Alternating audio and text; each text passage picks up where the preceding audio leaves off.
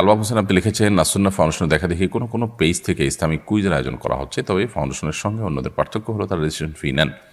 সবার কাছ থেকে ফি নিয়ে নির্দিষ্ট কয়েকজনকে পুরস্কার দেওয়া শরীয়তসম্মত কিনা? দেখুন,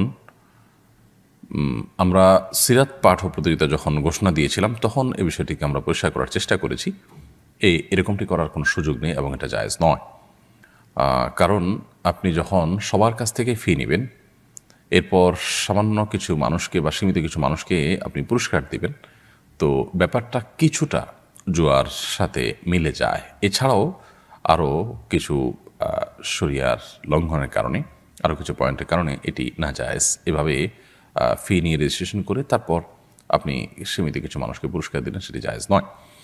এটিকে আমাদের যে পরীক্ষা হয়ে থাকে প্রচলিত শিক্ষা প্রতিষ্ঠানগুলোতে, সে পরীক্ষার যে ফি নেওয়া হয়, ফি নিয়ে পরীক্ষা হয়, সেখানে কিছু মানুষ ফার্স্ট সেকেন্ড থার্ড হয়, কিছু মানুষ হয়তো আপনার পেছনের দিকে থাকে, যারা ভালো করে তাদেরকে হয়তো শিক্ষা প্রতিষ্ঠান থেকে সম্মানিত করা হয়, পুরস্কৃত করা হয়।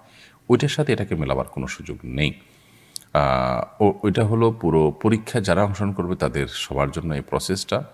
আর ফার্স্ট সেকেন্ড থার্ড নির্ধারণ হওয়া, সেটা তো যোগ্যতার ব্যাপার, সেখানে তার কোনো পার্থিব পুরস্কার ব্যাপার নেই।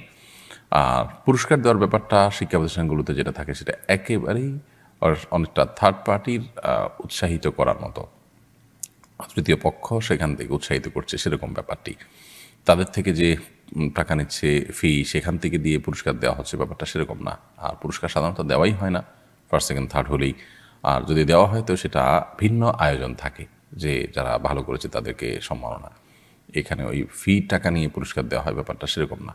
এবং আরও নানাবিধ কারণে দুটোর ভিতরে পার্থক্য রয়েছে, যার কারণে কম্পিটিশন অ্যারেঞ্জ করে সেখানে রেজিস্ট্রেশন ফি নিয়ে কম্পিটিশন অ্যারেঞ্জ করা এবং কিছু মানুষকে পুরস্কার দেওয়ার বাকিদেরকে না দেওয়া, এটা জায়েজ নয়।